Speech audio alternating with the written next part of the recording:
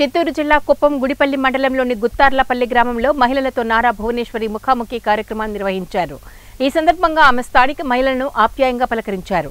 అనంతరం ఆమె మాట్లాడుతూ కుప్పం ప్రజలు 8 పర్యాయాలుగా చంద్రబాబును ఎమ్మెల్యేగా గెలిపించుకుంటున్నారన్న ఈ సందర్భంగా ఆమె కుప్పం నియోజకవర్గ ప్రజలందరికీ కృతజ్ఞతలు తెలిపారు.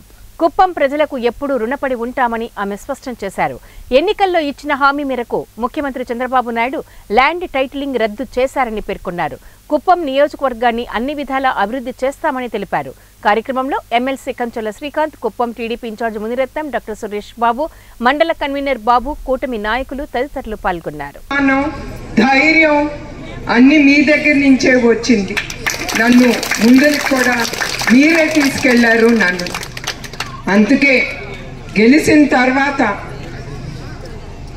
నాకు అనిపించింది నేను మీ అందరి దగ్గరికి వచ్చి ప్రతి ఒక్కరికి పేరు పేరున కృతజ్ఞత చెప్పుకోవాలని నేను ఇక్కడికి వచ్చాను.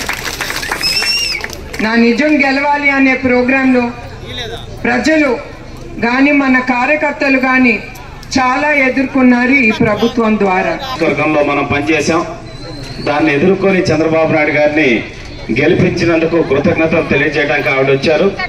వాటితో పాటు మీ సమస్యలు ఏమన్నా కూడా తెలుసుకొని అవి చంద్రబాబు నాయుడు గారి దృష్టికి తీసుకెళ్లి వాటిని నెరవేర్చేదానికి కూడా బోనం వచ్చారు. కాబట్టి